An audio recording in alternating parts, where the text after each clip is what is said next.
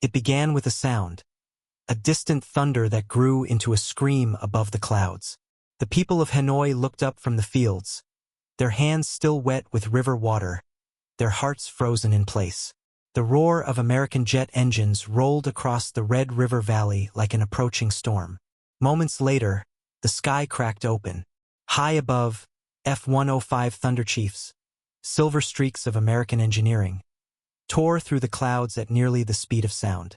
They came in formation, sunlight flashing off their wings, engines howling as they dove toward their targets. Below, the earth trembled. Within seconds, bridges, fuel depots, and supply lines vanished in clouds of fire and dust. It was March of 1965, the beginning of Operation Rolling Thunder, America's most sustained bombing campaign of the Vietnam War. Over the next 3 years, the United States would drop more than 643,000 tons of bombs on North Vietnam, more tonnage than all the bombs dropped in the Pacific during World War II. The goal was clear: to cripple Hanoi's ability to wage war, cut off supplies to the Viet Cong in the south, and pressure North Vietnam's leadership into submission. But from the very first mission, it was also psychological warfare. Every roar in the sky carried a message. America can reach you anywhere, anytime. Factories went silent. Children flinched at the echo of engines. Soldiers ducked before the first explosion. And so, for the first time in modern history, Hanoi feared not invasion but the sound of American jets. The scene shifts from the skies over Hanoi to the dim, windowless Situation Room beneath the White House. It is early 1965. Cigarette smoke curls above long oak tables. Maps of Southeast Asia cover the walls. At the head of the table sits President Lyndon B. Johnson, his jaw tight, his hands pressed flat against a folder marked Vietnam. Confidential. Across from him, Secretary of Defense Robert McNamara adjusts his glasses and reads casualty reports from the south. The Viet Cong are gaining ground. Johnson listens in silence, the hum of the air conditioner the only sound between sentences. He knows the political weight of every word. After the Gulf of Tonkin incident the previous August, when North Vietnamese patrol boats allegedly attacked U.S. destroyers, Congress had given him near unlimited authority to respond. But how far should America go? Johnson's dilemma was not about whether the United States could win. It was about how to fight without igniting a global war. China had entered Korea only 15 years earlier. The Soviet Union stood ready to defend its communist ally in Hanoi. One wrong move could bring nuclear powers face to face again. The generals wanted decisive action, a full-scale bombing campaign to crush North Vietnam's capacity to fight. But Johnson feared escalation. He did not want to topple Hanoi or invade the North. He wanted to send a message. A campaign of graduated pressure. One that would slowly increase the pain until Ho Chi Minh backed down. Hit a few bridges, destroy a few depots, tighten the screws bit by bit. In theory, it was a perfect blend of diplomacy and force. In practice, it was a strategy that pleased no one. The Joint Chiefs of Staff warned that bombing in half measures would only harden the enemy's resolve. The CIA cautioned that the North could adapt faster than expected. But Johnson could not risk another Korea. He looked up from the table, his expression heavy but resolved. "Let's make it loud enough for them to listen," he said finally. Then he turned to McNamara, gave a slow nod, and issued the command that would echo across the decade. Begin rolling thunder. It was the morning of March 2nd, 1965. Across airfields in Thailand and aboard carriers floating in the South China Sea, American pilots strapped into their cockpits. Engines roared to life in synchronized thunder. The mission was clear: strike North Vietnam. At Korat and Takli bases in Thailand, the powerful F-105 Thunderchiefs lined up on the tarmac, their bomb bays loaded with iron and fire. From the decks of the USS Coral Sea and USS Ranger, Navy A-4 Skyhawks and F-8 Crusaders prepared to launch. Above them, the humid Southeast Asian sky shimmered with the heat of early morning. One by one, the aircraft thundered into the air, climbing toward the north. Within hours, the first waves of Operation Rolling Thunder swept over the landscape. A coordinated assault on fuel depots, bridges, radar stations, and supply convoys. Explosions rippled through the jungle as tons of ordnance turned the earth into flame and dust. The strikes were precise and relentless. Convoys on the highways north of Vinh vanished under smoke. The Ton Hoa Bridge, a key artery linking Hanoi to the south, trembled under repeated bombardment. Entire communication networks fell silent. For a brief moment, the operation seemed unstoppable, a display of power unlike anything Southeast Asia had ever witnessed. But the North Vietnamese would not remain helpless for long. Within days, anti-aircraft batteries appeared near major targets, spitting tracer fire into the sky. Pilots reported dense flak walls, black puffs of smoke erupting around their canopies. Even so, they pressed on, engines screaming, wings slicing through the chaos. From below, villagers and soldiers alike learned to recognize that sound. A deep, metallic roar that arrived seconds before destruction. For the people of Hanoi and Haiphong, the sound of jets became more than noise. It became a warning, a sentence, a shadow that fell across their days and nights. In the months ahead, that sound would grow familiar, a constant reminder that America's reach extended far beyond the battlefield. The thunder had truly begun, and it carried across the skies of North Vietnam. By the summer of 1965, the skies over North Vietnam no longer belonged to America. What began as a one-sided display of power had turned into a duel of technology, courage, and survival. The Soviet Union had entered the fight, not with troops, but with radar, missiles, and men who knew how to use them. Shipments of SA-2 guideline surface-to-air missiles arrived quietly through Haiphong Harbor. Alongside the crates came Soviet advisors, engineers, radar specialists, and air defense officers. They built launch sites around Hanoi and Haiphong, creating what pilots would soon call the SAM belt. Each battery could track and destroy a jet flying higher than 30,000 feet. Suddenly, the once safe skies became lethal. American losses began to climb. In the first months of Rolling Thunder, few pilots had ever seen a surface-to-air missile. Now, bright white contrails rose from the jungle like twisting spears, racing toward the bombers. The F-105 Thunderchief, the Thud, became both famous and feared. Every sortie over the north meant a gamble with death. Pilots flying north from Laos followed a narrow route along the mountains west of Hanoi. It became known as Thud Ridge. Their walls of anti-aircraft fire filled the sky. Tracer rounds crisscrossed the clouds like fiery webs, while the sharp electronic ping of enemy radar echoed in their headsets. One pilot later recalled, "Every time we heard that radar ping, we knew we were one heartbeat away from a missile." The United States responded with innovation born of desperation. They launched Operation Wild Weasel, a mission so dangerous that even seasoned flyers hesitated to volunteer. Wild Weasel crews flew low, intentionally triggering radar locks to expose enemy SAM sites. Then they fired anti-radiation missiles back at the source, destroying radar dishes before they could strike again. It was a deadly game of cat and mouse. Radar against radar, nerve against nerve. Every mission pushed the limits of human reflexes and machine endurance. By the end of 1966, Rolling Thunder was no longer a one-sided storm. It had become a contest of minds, proof that in the jet age, air superiority was never guaranteed.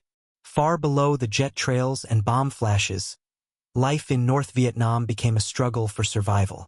In Hanoi and Haiphong, the first warning came not from sight, but from sound. A deep, metallic hum that rolled across the rooftops seconds before the air raid sirens began to scream. Families dropped everything. Mothers pulled their children into doorways. Shopkeepers abandoned stalls mid-sale. The streets emptied as people scrambled for the nearest trench or concrete shelter. Then came the thunder. The unmistakable roar of F-105s and Phantoms cutting through the clouds, followed by explosions that tore through fuel depots, bridges, and entire neighborhoods. Thousands would die in those first years of Rolling Thunder. Entire city blocks vanished beneath the shockwaves. Hospitals, schools, and homes burned side by side. By 1967, Hanoi was a city that lived half above ground and half below it. Its leaders, including Ho Chi Minh himself, worked from underground bunkers carved into rock, communicating by radio while bombs rattled the earth above. Yet, Through the destruction, North Vietnamese propaganda projected defiance. Posters appeared on walls showing farmers plowing fields under jet fire, women waving shovels at the sky, and children saluting soldiers. Loudspeakers blared patriotic music between air raids, insisting that American bombs cannot break Vietnamese will. But the fear was real. Even in silence, people flinched at the faint echo of engines. To live in Hanoi was to live with constant dread, to measure time not in hours, but in the spaces between sirens. Meanwhile, in the air, American pilots faced their own nightmare. Every mission meant threading through gunfire, missiles, and mechanical failure miles from rescue. Many were captured after being shot down, among them Lieutenant Commander John McCain, whose F-4 Skyhawk was hit over Hanoi in October 1967. Dragged from a lake, broken and bleeding, he became one of hundreds of POWs who would endure years of imprisonment in the now infamous Hanoi Hilton. Both sides paid a terrible price. For civilians below and pilots above, the sound of jets became the sound of fear. And in that shared terror, one hiding underground, the other trapped in the sky, the human cost of Operation Rolling Thunder revealed itself more clearly than any statistic ever could. By late 1967, the roar of American jets had become routine, yet Hanoi still stood. For all its firepower, Operation Rolling Thunder had failed to bend North Vietnam's will. Factories were rebuilt in caves. Supply routes were moved under the jungle canopy. Bridges destroyed one day were replaced the next. The campaign that was meant to break a nation had instead taught it how to survive. The North Vietnamese army adapted with remarkable speed. When the main roads were shattered by bombs, they carved new ones through the wilderness. When bridges were blown apart, they built bamboo pontoon replacements overnight. And when American pilots closed in on the Red River, convoys simply vanished. Hidden beneath the dense foliage of the Ho Chi Minh Trail, a sprawling network that snaked through Laos and Cambodia. Every truck that moved south carried ammunition, rice, and determination. Bombing them only made the routes multiply. Inside the White House, frustration simmered. President Lyndon B. Johnson had promised limited war, enough to send a message, not enough to trigger World War III. He imposed strict rules of engagement. No strikes within 30 miles of Hanoi, 10 miles of Haiphong, and nothing near the Chinese border. For pilots risking their lives, it felt like fighting with one hand tied behind their backs. Targets of true strategic value, power plants, rail yards, and harbors, were off-limits for fear of provoking Beijing or Moscow. Each tactical success vanished into the mist of politics. A bridge destroyed was celebrated in Washington, but in the jungle, another crossing appeared before dawn. A depot flattened meant little when the next supply convoy rolled down a hidden trail by nightfall. The metrics of progress were flawed, built on tonnage dropped and targets hit rather than the will of the enemy. Even Secretary McNamara, the architect of Rolling Thunder, began to doubt its purpose. "We measured targets destroyed," he later admitted, "not progress made."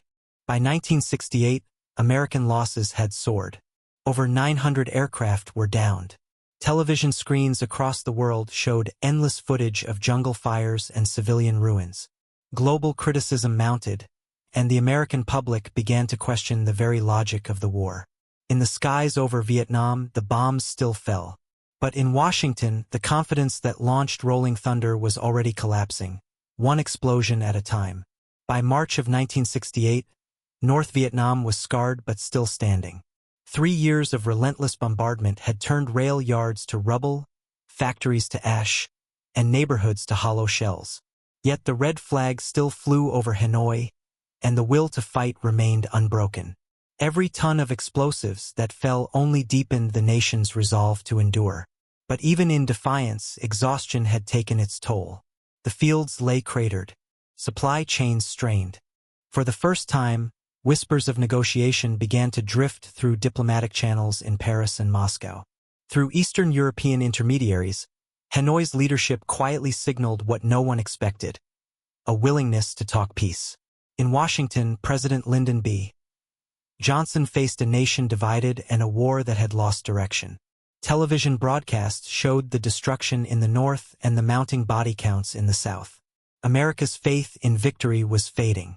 Behind closed doors, Johnson made a choice that stunned his own generals. He would halt most bombing north of the 20th parallel, sparing Hanoi and its surrounding provinces. It was not a concession of weakness, but a bid for dialogue, a last attempt to trade firepower for diplomacy. And so, on March 31, 1968, Operation Rolling Thunder officially came to an end. For the first time in 3 years, Hanoi's sky fell silent. In the quiet that followed, people stepped cautiously into the open, their ears still ringing from years of thunder. The silence felt heavier than the sound itself, an uneasy peace between breaths. Yet even as the smoke cleared, the memory endured. For the people of Hanoi, and for every pilot who flew above it, the sound of jets would forever symbolize fear, power, and the futility of trying to bomb a nation into submission. When the last echoes of rolling thunder faded, America was left to study what it had truly achieved, and what it had not. For 3 years, U.S. air power had demonstrated an almost unimaginable reach. It flattened bridges, silenced power plants, and turned roads into dust. Tactically, the campaign was a masterpiece of coordination, engineering, and courage. Yet strategically, it changed almost nothing. The bombing crippled logistics and morale, but only temporarily. Every destroyed fuel dump was rebuilt in days. Every road crater filled by nightfall. And underground, Hanoi adapted. Entire workshops and factories were relocated beneath mountains and into caves. The war above the surface simply pushed the North Vietnamese deeper below it. The sound of jets, once a symbol of domination, had become proof of limits. Technology could destroy, but it could not dictate surrender. For every ton of bombs dropped, Hanoi's resolve only hardened. An endurance no radar could measure and no sortie could erase. Still, Rolling Thunder left a powerful legacy. It became a blueprint for the next generation of air campaigns, from Linebacker 1 and 2 over Vietnam to Desert Storm, Kosovo, and even the air wars in Iraq and Afghanistan. The lessons learned, precision over saturation, intelligence before firepower, would shape how America fought from the skies for decades. But the deeper lesson lay beyond tactics. Rolling Thunder proved that victory cannot be measured in craters or tonnage. It revealed the limits of technology against human will, a truth written in both smoke and silence. In Vietnam, America taught the world that fear could fly, but victory could not.